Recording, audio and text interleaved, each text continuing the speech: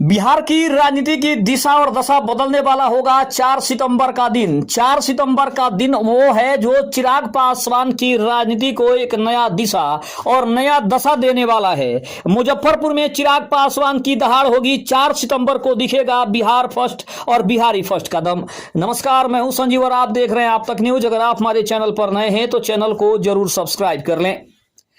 आपको बता दें कि 4 सितंबर को चिराग पासवान मुजफ्फरपुर में बिहार की राजनीति के एक नए सितारे बनकर उभरने वाले हैं, जहां चिराग पासवान अपनी ताकत का सबसे बड़ा प्रदर्शन करेंगे। क्या यह सभा उन्हें एनडीए में सबसे बड़ा नेता बनाएगी या फिर यह भीड़ महज खेल बनकर रह जाएगी?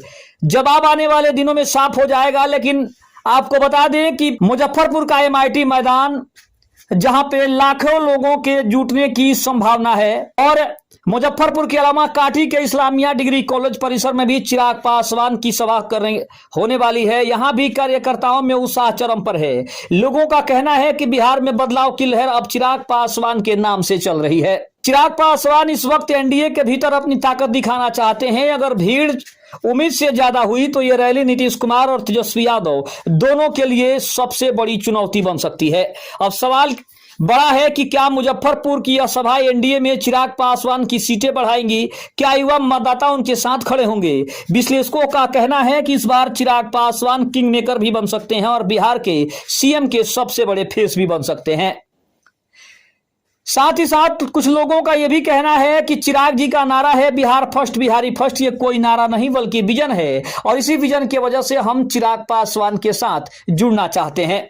वहीं आरजेडी के नेताओं का कहना है कि यह सिर्फ दिखावा है। जनता जानती है कि असली विकास किसके शासन में हुआ। जदयू के नेता यह कहते नजर आ रहे हैं कि चिराग पासवान युवाओं को गुमराह कर रहे हैं। एनडीए में सीट बंटवारे पर इनकी दावेदारी बेबुनियाद है।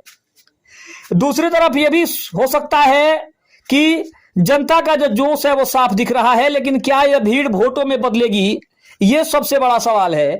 क्योंकि जिस तरह से चिराग पासवान ने अपनी दावेदारी पेश की है, जिस तरह से सीटों की संख्या को लेकर उन्होंने अपना बड़ा बयान दिया है, और साथ ही साथ अपने बहनोई और जमुई के सांसद अरुण भारती को सामने किया है, और जिस तरह से दावेदारी पेश हो रही है उससे तो साफ है कि आने वाले 4 सितंबर को एमआईटी का जो मैदान है वो एनडीए के लिए भी सबसे बड़ी चुनौती है। तो कहीं ना कहीं चिराग पासवान की राजनीतिक कैरियर और दिशा दशा को बदलने वाला है। लेकिन सबसे बड़ी बात यह है कि क्या चिराग पासवान रामविलास पासवान के विरासत को आगे बढ़ाने का काम करेंगे? क्या वही वो दावेदारी करेंगे जो कभी रामविलास पासवान एनडीए के साथ किया करते थे, या फिर चिराग पासवान महज भीड़ जुटाने में ही रह जाएंगे और बाजी एनडीए के हाथों में लग जाएगी? ये ऐसे सवाल है जिसका जवाब 4 सितंबर को तो नहीं मिलेगा, लेकिन आने वाले चुनाव में जरूर मिलेगा कि 4 सितंबर की सभा से चिराग पासवान को कितना फायदा और कितना नुकसान हुआ। साथ ही साथ मुजफ्फरपुर का एमआईटी मैदान चिराग पासवान के 9 संकल्प महासभा के लिए सबसे खास माना जा रहा है, क्योंकि विपक्ष का भी यह कहना है कि देखना काफी दिलचस्प होगा कि चिराग पासवान की सभा में कितनी भीड़ उमड़ती है, कितने लोग वहां पे आते हैं। ये सबसे बड़ी चुनौती है। लेकिन कहीं ना कहीं मुजफ्फरपुर की जो सभा है वो चिराग पासवान की राजनीति के लिए सबसे महत्वपूर्ण माना जा रहा है। दूसरी तरफ हम ये भी कह सकते हैं कि जहां चिराग पासवान अपने सबसे बड़ी राजनीतिक शक्ति का प्रदर्शन करने वाले हैं, वो कहीं ना कहीं एनडीए के सबसे बड़े नेता बनने वाले हैं, या फिर कहें कि चुनावी शोर बनकर ये रह जाएंगे। ये कुछ ऐसे सवाल है जिसका जवाब काफी दिलचस्प है। लेकिन 4 सितंबर के ऊपर सबकी निगाहें मुजफ्फरपुर के एमआईटी मैदान में टिकी हुई है।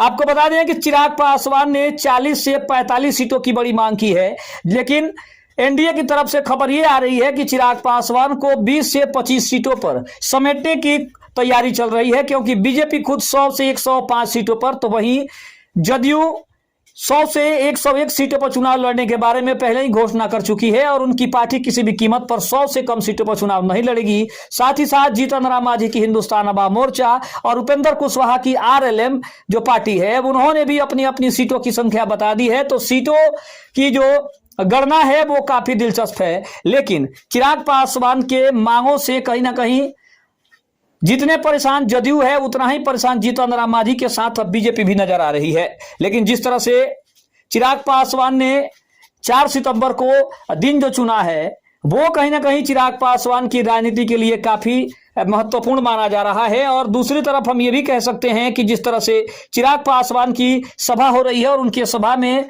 जिस तरह से भीड़ उमड़ रही है, इसको काफी गंभीरता से लिया जा रहा है।